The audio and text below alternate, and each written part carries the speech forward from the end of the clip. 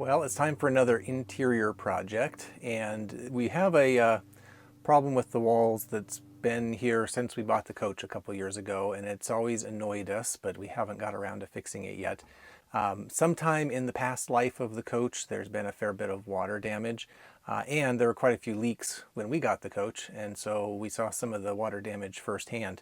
But behind the couch here, you can kind of see in the corners this wall area is bowing. It's been obviously very wet. There's water stains around the windows. There's pieces of it that are torn and missing. And so we want to just replace all of that wall material. Other side, we did on another project, and so you could look at our video for that. And we really like how it turned out. We got some kind of nice indoor-outdoor fabric and covered the walls. We thought it had kind of a nice match to the interior upholstery.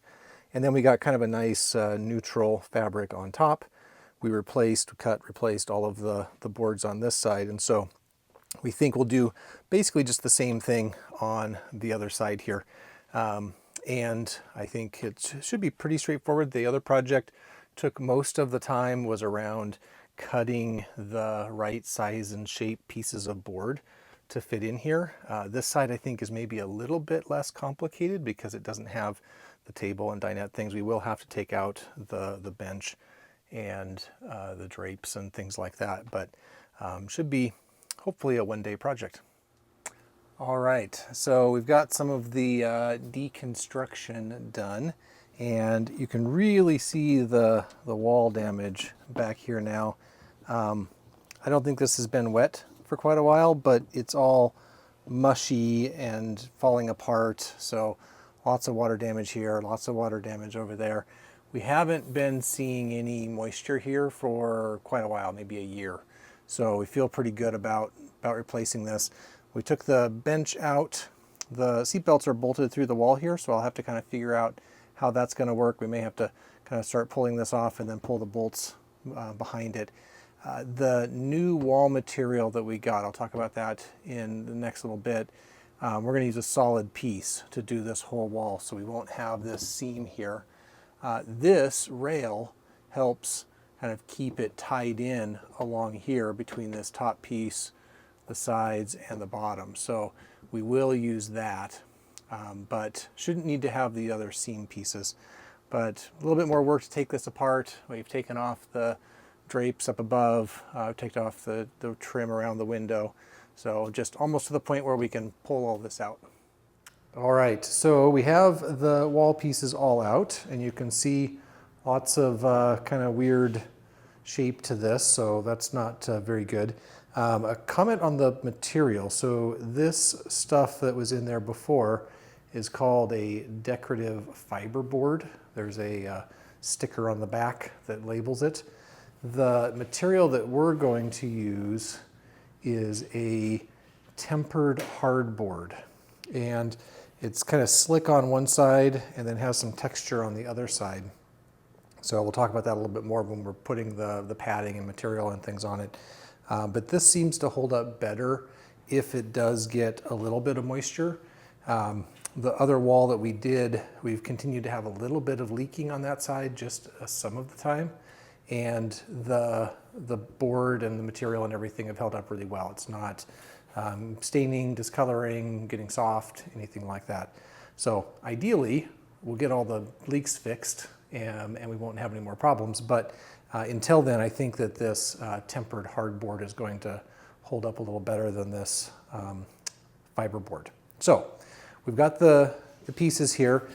And what I did with the last one is basically traced around the pieces. So I've got all the pieces laid out here that I will duplicate with the new material.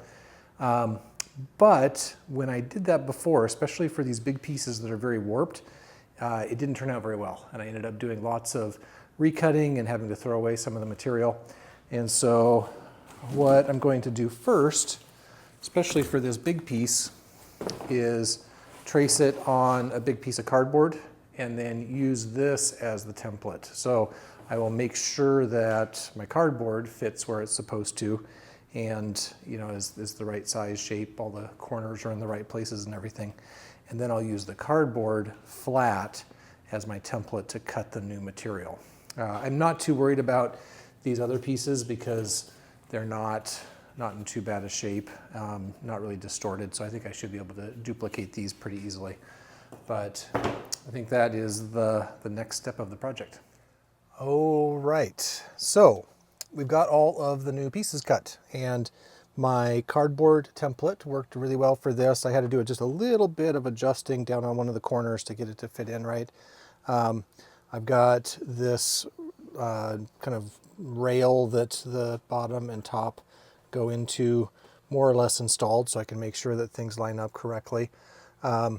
I used a jigsaw for the corners around the window here and basically just copied the pieces that we already had. And then I used a circular saw to get the long straight cuts that we have on some of the others. So this is looking really good. The only thing I think we need to do before we start covering it and doing the padding and fabric and things is to cut our holes down here for the seat belts. So there are 4 holes down here. So I'll do a little bit of that, but I wanted to make sure that overall everything fit together the way it should. And once I get those holes cut, then I think we'll be ready to start covering this and gluing things up and getting it to look the way it should. All right, so we're getting to the part where it starts to look like something. We test fitted all of the pieces, and now we're working on attaching the fabric and the batting. So here's the piece that goes along the bottom of the window, and cut a piece of this batting. We're putting it on the textured side of our material. We cut out the batting.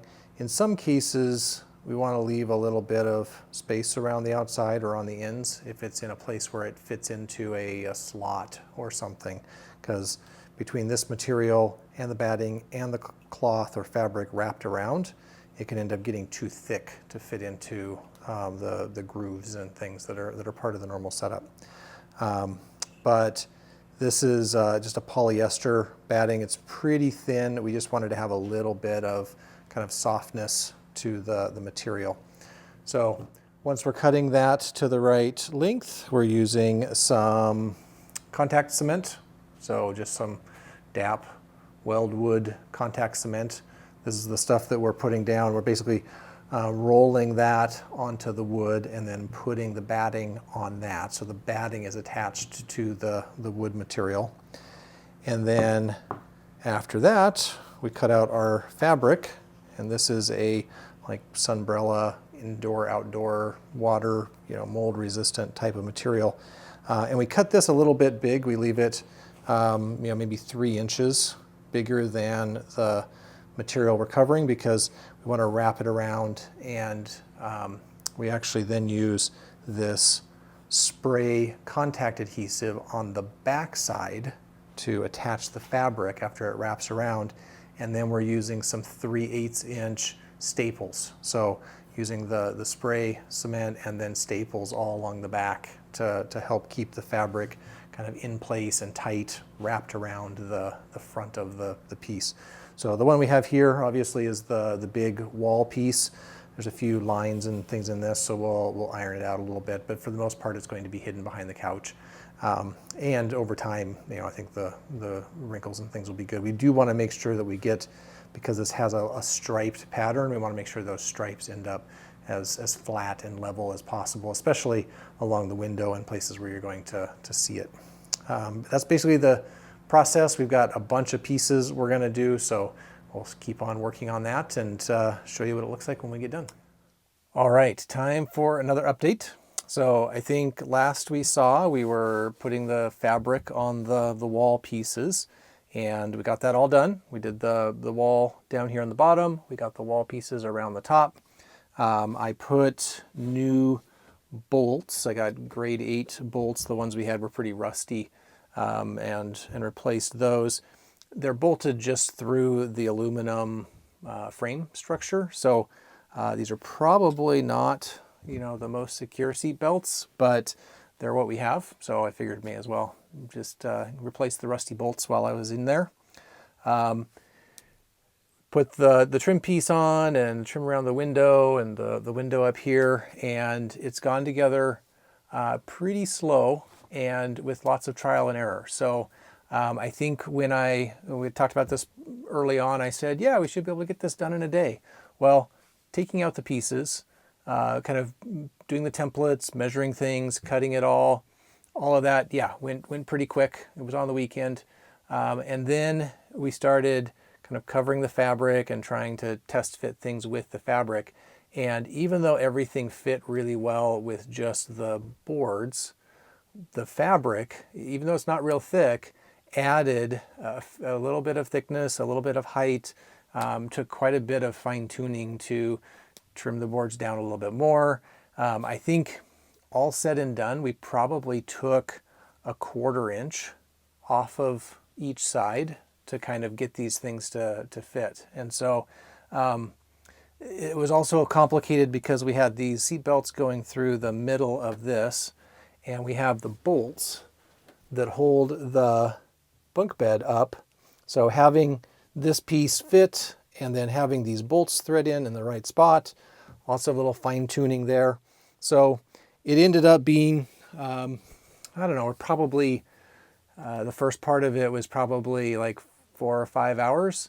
And now we've probably spent another 4 or 5 hours, like fitting things together and going back and doing more trimming and pulling the fabric off and adjusting and putting the fabric back on.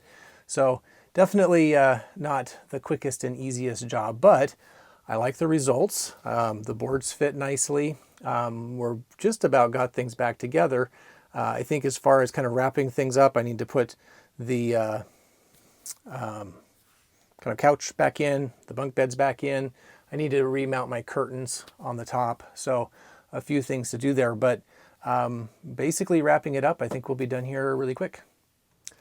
Okay, well, we have everything back together. The wall is fixed, and it's kind of hard to see it behind the couch once we've got this set up, but we don't have a hole over there anymore where the cardboard had just kind of fallen apart, and we don't have a big gap over here anymore where it was all wrinkly and damaged from the water.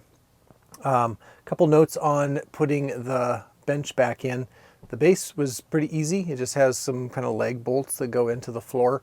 It's probably not the original way it was mounted, but that's the way this one was mounted, and so I just redid that the way it was.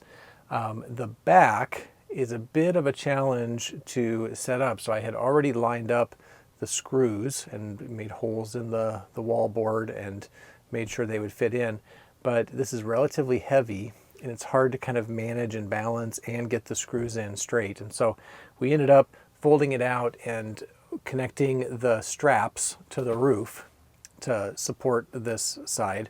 And then we had a couple of extra people to hold and balance it to line it up so that we could put the screws in on each side.